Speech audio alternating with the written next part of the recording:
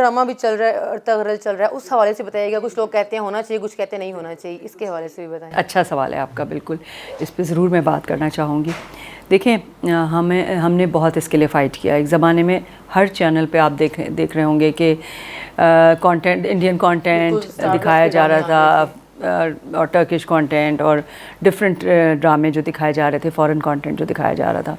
तो हमने इसके लिए बहुत फ़ाइट किया. मैं तो इसके लिए, हम लोग ने एक अपनी कमेटी बनाई हुई थी और हम लोग पता नहीं कहाँ कहाँ गए और हमने मीटिंग्स की और हमने इसको बंद करवाने की कोशिश की. और जब ये बंद हुआ तो हम लोग बहुत खुश हुए कि हमारी जो कोशिशें थी वो कामयाब हो गई.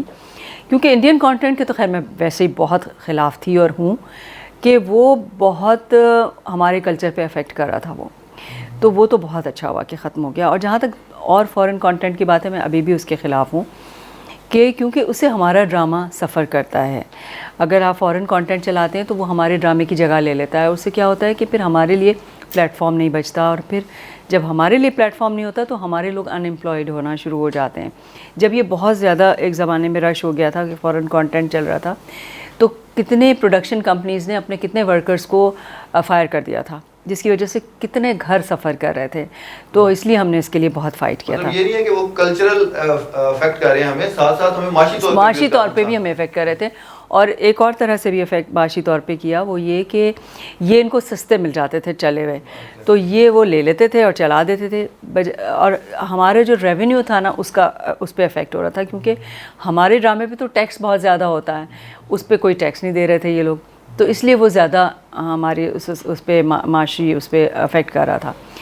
मगर जहाँ तक अर्तुग्रुल का सवाल है, मैं समझती हूँ कि ये एक इस्लामिक हिस्ट्री पे बनाया गया ड्रामा है और अच्छी बात है कि हमें इस्लामिक हिस्ट्री का पता चलना चाहिए.